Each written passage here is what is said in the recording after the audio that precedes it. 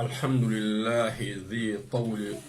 ذي طول والآلاء وصلى الله على سيدنا محمد خاتم الرسل والأنبياء وعلى آله وصحابته الأتقياء أما بعد السلام عليكم ورحمة الله وبركاته شيخ سيمبرا أورانكوني حياكم الله ودا سونين كن سوسوبوني سونين كن سواترونغوي سونين كان لمي سونين كان مكانا ودا سكوني ودا سجمو مورو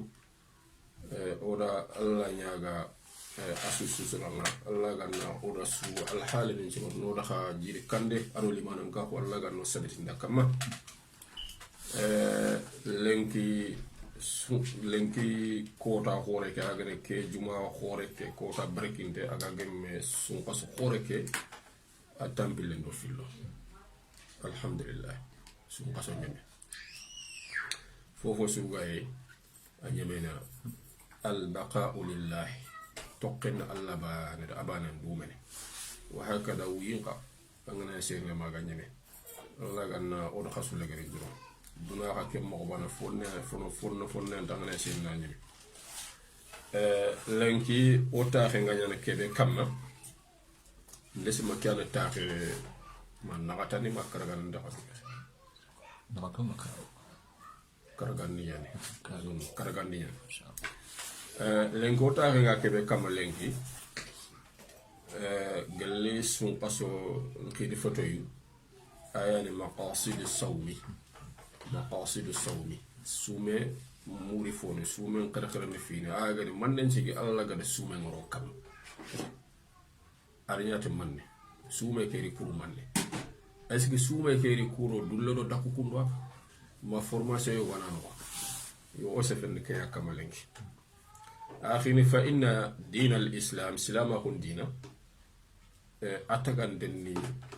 الله بانغان كاكم دم بالله كندان يمبال أتكن دن تمنى بتيه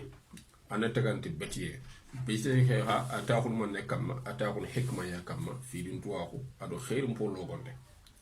كيان شيء الله سبحانه وتعالى كي دينا كونو أما كي تنكرا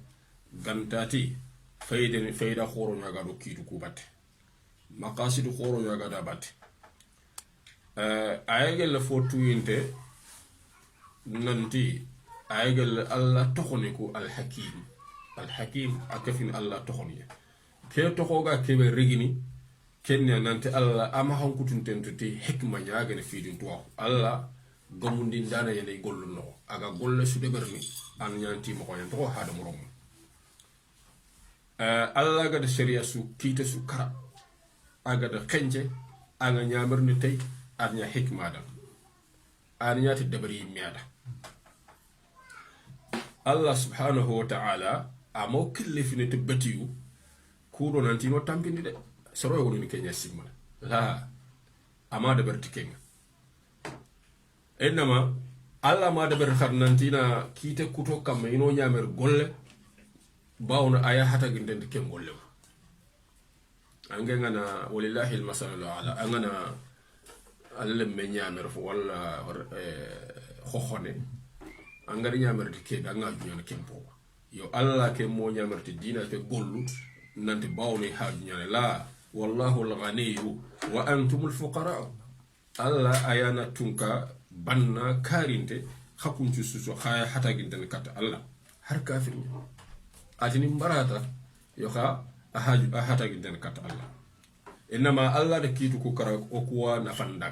o nafa ado kuro no sorogo ku beti kunyana silfandanya o danga kat kande kille naam aygele fotu inte wan kauna kebe to na famu nan ta yegele Allah ko ma ko timmante kamenen danga o betien nan ya fo khalsinde Allah da ngane bese su deberni anna deberti Allah ma deberti fota ma deberti duna du muri ma deberti jakkinde ma deberti to xamuri adber Allah ya da bawon Allah antinna deberti ken gel Allah ko ma ko timmante كن بانا فيلاندي أنا يقول لك نغرني أنا نيا على سنة خير المرسلين قول لك أنا نيا فاري خيفارون تفوسري نجوم نيا كما يعني كوفيني في اللي إنه دوميا قول لي سري أنا كي الله عند نيامري بو الله غدا نيامر عند دبرن تهاي بانغا دبرن تهاي كيتا يالا عند ترندي خوفاري nga tren mo xom biaba كوفي اللي باني غنا مانكي انغول لك انتركن نعم الله مباتي bati be ogi de barni kumbati fokina nya ego demana ga fokka limanan ka hunya kuro bati sugana ga fokka limanan ka ko kenyani batte to ko sondo me yonki ani batte to ko fete kenga fe bati suga mo yakundu aga ndemona allamba aga fokka limanan ka ho aga ibatte to ko nyonki aga ibatte to ko ampete bati suga mo yakundu anga mamula nyana nafa akumbati yo enti nafa ni sali ni gasubi khada foko filimana ngam la harban kire nafa ngolle ni Allah ga no taga bakken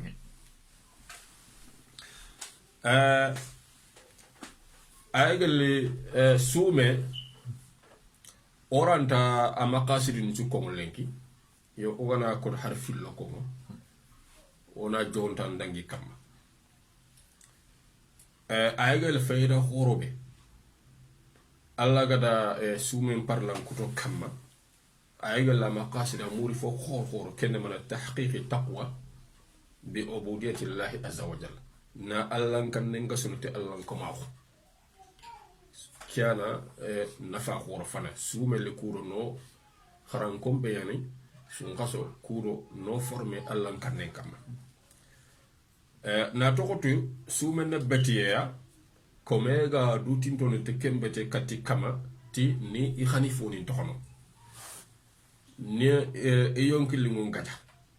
na sangal le yonki kati Allah nkanne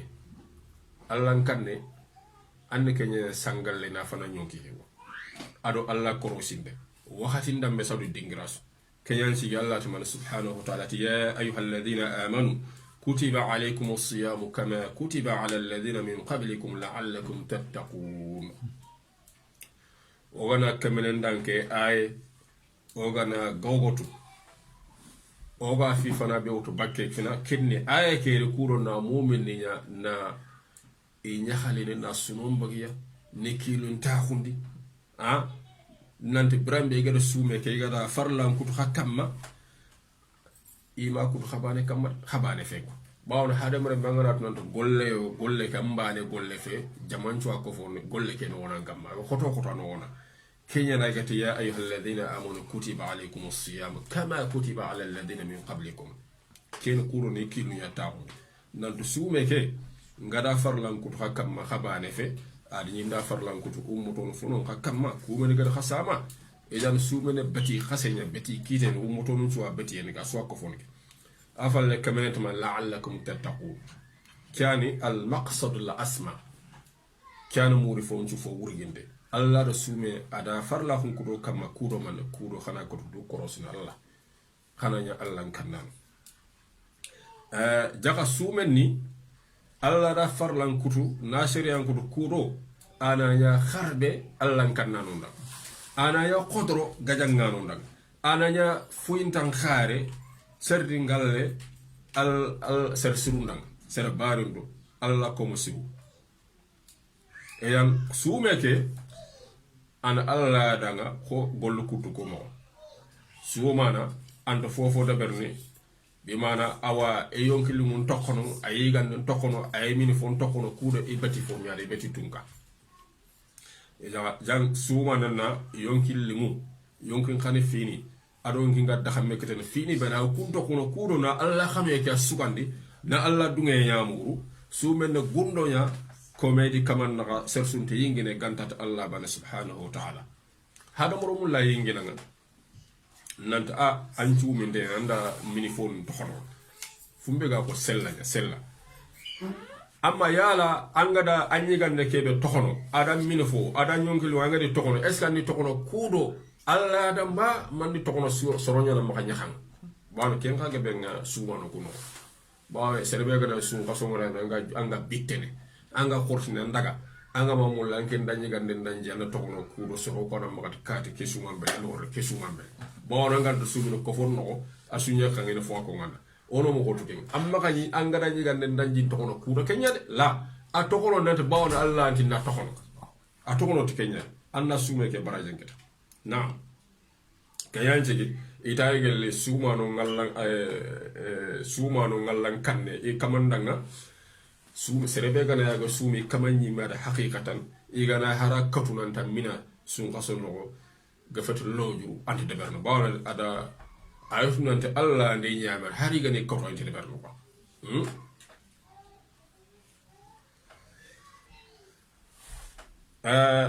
itbawna aygal min alamat ke ibn rajab tuwana horewan ati min alamat al-iman حيث يكره المؤمن ما يلائمه من شهواته إذا علم أن الله يكرهه أتايق لما ننكاكم تاكو منشي كنيا مؤمن غفون قرنو كيبي أيون كنغامولا أو كن قرنو غلاغرات نانت الله تتوكين كن حراغنا أيون كنغامولا أنا خسا خوني باونا الله تمولا كنيا غلي سرسوغا كنيا كن كما لما ننكاكو تاكو منشي نافو تيم منتيني Edan sunqaso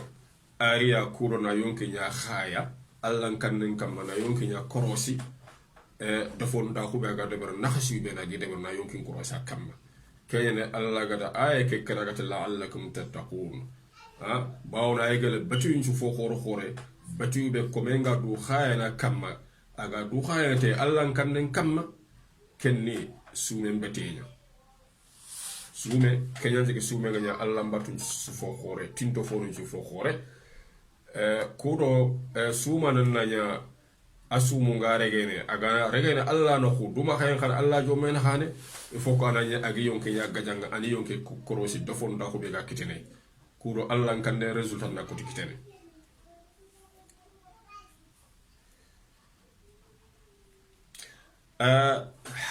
comme be ganani aga sage kate allan kama hun killu allan kama ku hakillu nan kor sega nan lolu kinno ko kenya ana tangande nya ke batie kamma aga no ke dunte nga ko kamma bawno sume no dunte ngenya dunte nga ko sume dunte nga ko nya ke dunte nga ko kundu ana ya sigini ya ko pilli kudo sume ke na kotu nyana serbe kana ngado sume chiki na nya ko pilanga anga fine antu ka nya he nya gae ene ken sume akili allan ko ma hun sume ina kala allan ko ma hun sume serbe kana ni alla ga anga morto nyawtuna anyonki ke katute na kharbella anyonki ke na kharbel na alla korosi na kenya nya kharbe ene ke akhini allan ko ma kun jume allan ko ma kun jume kayanti sume aganya gundo komedi kamanno bawna lati man hadithul qudsi na kullu amali ibn adam lahu illa sawm fa innahu li wa ana ajzi bihi taraka shahawatahu wa ta'amahu wa sharabahu min ajli ati hadamar menga golle sudo berni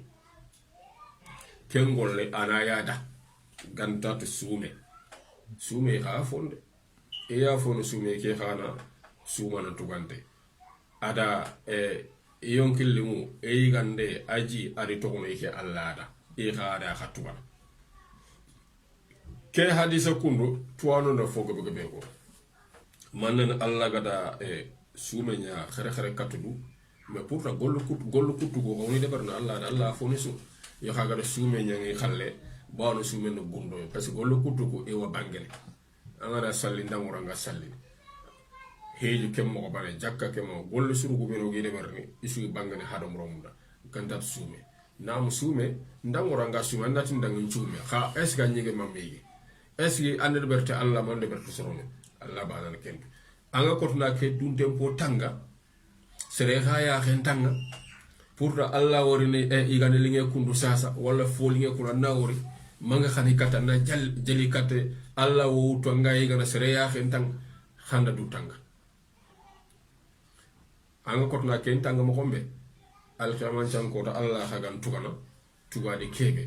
to anon do ko nante ken tugadi ay gal kun tugadi ne bonu nanti alkhamancan ko do gollu ko so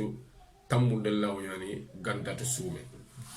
ando serebe do wanda hakku nari era wan tambuno bawdo na burandi sagam yogo ya do wonna bura khura yogo ade ko ka yogo ade ko mahanjir ila akhir donc tamballo mo nan tambu gollu kusu mangol sunu ngodaga nyame atoko suumenya yegana ci jofene kamene na taxar kewa nya fo ke serebe jofene ke Allah na ko sa garanti mo tuwadi ke fatel bangano yogol qati suume abaraje gollo suru kusu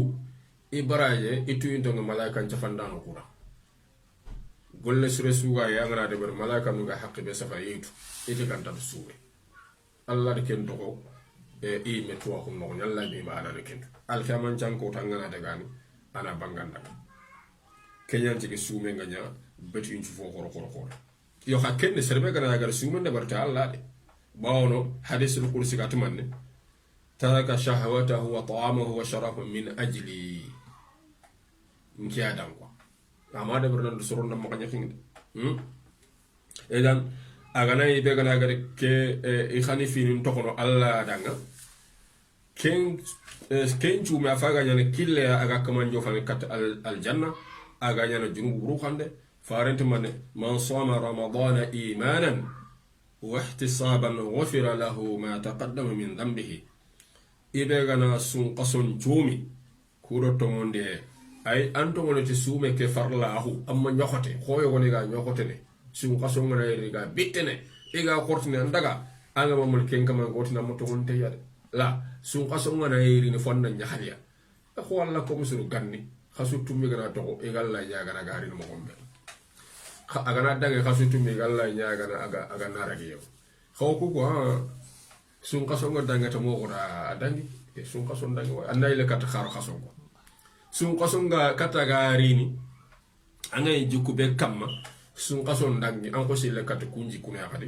yo to on tanga mo mulla angen ci mu fofu na fanga anju mu nyamore bawle tay gol gol sirel lagan den tagumance bawno serento golle sere worati ni ke golle de ber golle kangana de ber angani yati mo certain timo gombum tima sutimme wata saha ha esla rege se feke no nyaw itan nangran nan challi ande salle ke salle wakati no nya salji ko timman de certain sutimme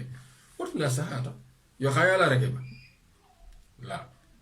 ken allah mi bana to serende kentu il faut non kono kenga naam Allah kamu sere ko kalle ngere nkilu ndaka toxo aga wunu e retirndi ata bawni ke jota ya lay gollu lege ba bawna allati inma yataqabbalu Allah min almuttaqin Allah tin gollu suri raga ngel Allah kannano aw oto ke sumere kuro no xaram Allah kanne ha gella gana sume ngar kuro no xaram Allah kanne sun qaso keno ko anda du tanga baka halale sun qaso ki e tan nam maxayge iga kan halale nya etan nam maka mine halale yan donc sun qaso ndangi parce que kuro nan kharamu nan cera Allah ga du tangana baka harame mo kombe sun qaso mo danga ko sile kata khar qaso walla ka ano go walle me agana sumi agana sumu kuto man cigarette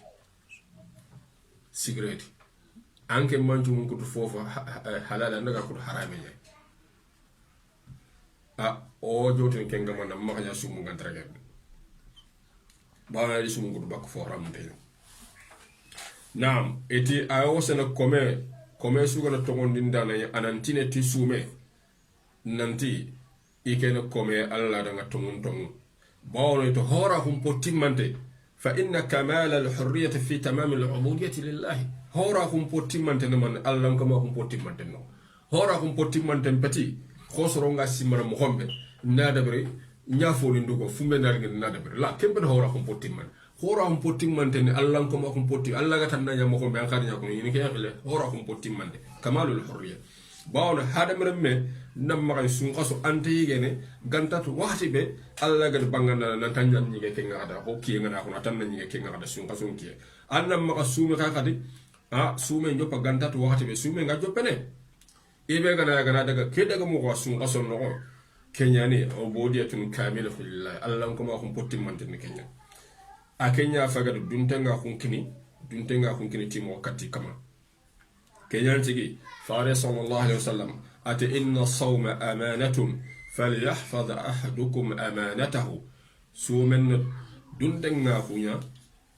خدو بانا من دون تنغون تانغا خدو بانا من دون تنغون تانغا كي حقيقة كندو أنا مسلم غبي ني إيغا فارتني كي دون تنغو كندو دون تنغو كبي الله غير خليفيا إيدو كورنانتي أنجلتيرا دمو نيانا سيتيغو gol nyangano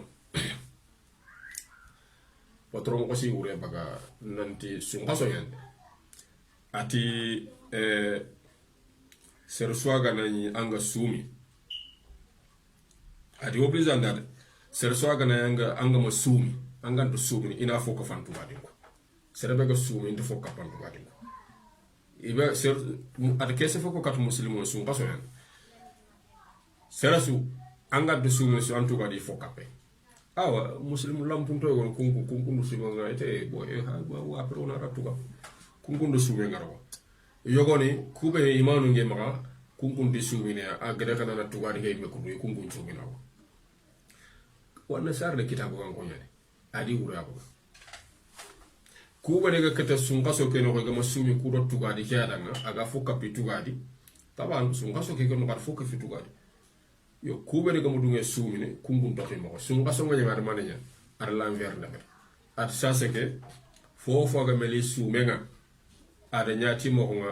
adi dintem bo ngada tanga ama jambe de bari ino fo kap ku nyatu gadin fofo agadi ni agada sumen to kono kudo na fo kata ne ina fo ka fa tugadi nga itar ku nyogo na khate adi bo ko baki go at bawo jambanto e jambe ko idi kama jambo ili dina jambo Allahu akbar ano elan serenda makani anda gollen da bernante duma murengo sunga so bito tanji ke bito anda go tampilo bito ke anda ro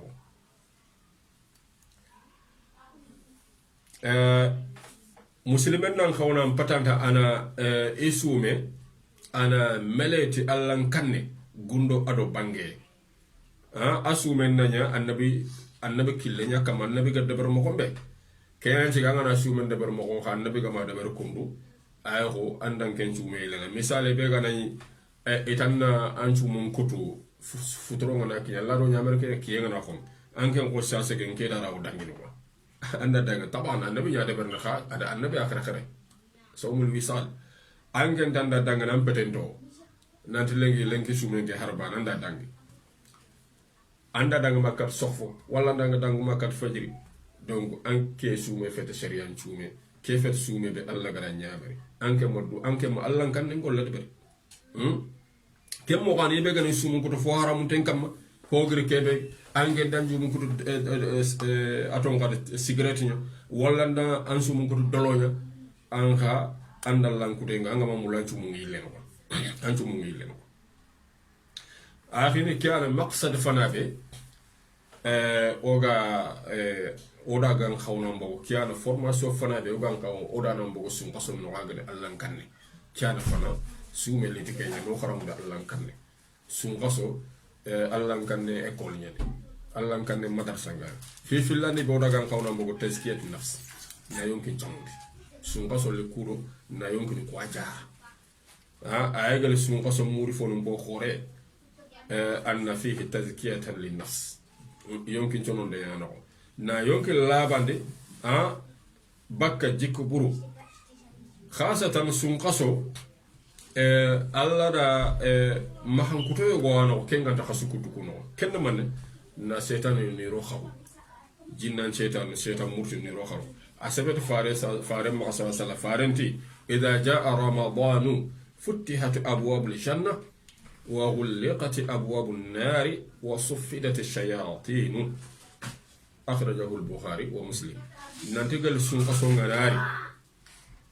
كيكم السنقة سنغناري خرق لي خسكو تكونكم قال السنقة سنغناري إنا الجنة فلقم وني إنا جانب فلقم تقي إنا شيطان اللو خروب نعم كي حديثكم يقول رايتني أوا خات السنقة سنغناري setan ini rono kharunya wa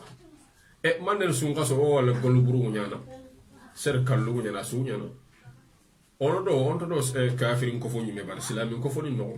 golu buru nyana naam aw nyana توانون تكي حديثة كنو أمانا لا ين حقيقة أرى ين مجاز قلوغات مجاز كن يا أفتو كنا تني شيطان كوي ميرونا خارونا لا سونقصو قول سريان نجانغو بانوا يوغو يا ميت المسيري مكا سونقصو غاد مسيري يوغو يا مين سدقني كسونقصو سدقني donc gol sirjanga yang go bono yam pane mem gonte me toro kenyan go bono telma ga go bono tin ko setan nyaro xaru andin setan ngun ta baraga yimna ko yo gello go at majaz no la toano gebeti la ita haqiqa no fo gebet haqiqa yani setan ini rono xaru ayani kenketa toano go ti kenni serebe angadan chumu nyati mo ya setan tu arande fo tor nage serebe gadi sumun tanga gadi nyati mo nya su setan na kharunya katanga ya woy de ke yo gono gatla ene setan khoroku ene kunya tongi ko setan khoroku kunya tongi kunya ranta jofre golli woni no gani raga jofre ranta jofre ko yo kemana aya sahandeni saga gadi umma qasimnante gollo bure kata kete setan bana la sharan setan ni mo anyi me ko bure khanya ba donc gollu yo goni yara feto kunati shaytan la ashufati shaytan wa ay go yanyi me ko bure ka na nyama an nafs al amara bisu yonki be ga sere nyama yonki bure be ga nyama an yonki lu aga nyama ka tallan ku de wala ka sere shaytan kayan cigi ke hadise to wonti kayan cigi sume ngar sun kaso nganari shaytan aga wurno hada mare paranki lengo mo gombe abitina ko aranta bawano ayagal fo tuyinda sebet hadise nante shaytan ay wa wurnu gel hada mare me afaranki lengo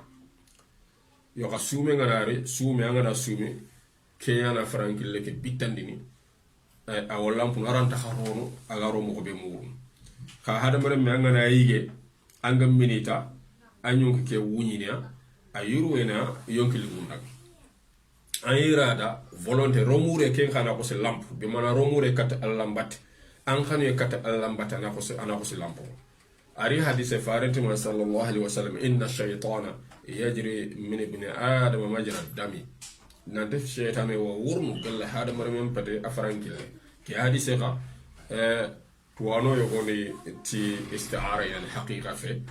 ayani shaytane ga wiswase be nyana ngatawa agan trompana adi demandan yogona khat haqiqa nyano nam kenya sahante haqiqa nyano bawon alla da se nyanga da ngara garu nam pete amma soro nyawori shaytan ngaro ni fati agi fankan ku bene bisranga tengi masal donc shaytan awrono alla da kenche nyanga danga donc itanga na sumiani aro killenga bitena mo abiten dulle yan kenya no dulle ya rokile ke bitane donc ayagale dulle fumbi wega dulle lon sero sume yani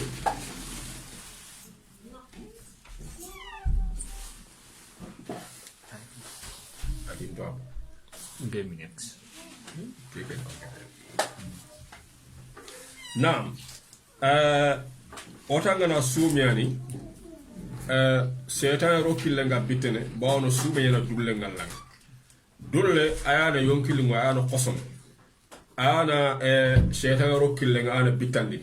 kanya na farenga jabi sallallahu alaihi wasallam agar wasu marakata fonnan qayu serebe angama yo huse gantamma alla ganti yakhini atana manede bere atiya ma ashara shababi man istata'a minkum alba'ata falyatazawwaj fa innahu aghaddu lilbasari wa ahsanu lilfaraji wa man lam yastati' fa alayhi as-sawm فعليه بالصوم فإنه له وجاء هذا فنان كاين جو غانغو اتي سربيغانا كاتو گل خاي يخون نابور يخون جيغا ماغا كين كان نخيم يوكو سيغانتا ماغانا ما ديف انا اتباول يخوكي ايانا ياخن تاكي باكو فو حرامونت انا ياخن ان ياخن واسه باكو وان ياخري انا كاني خاتانغا يو بيغا مكوتو اتانا امانه دبر سومي atana sume parce que sume ayana yonki kelumo ayana qosam wa ana fo bakka yonki murtiyen quoi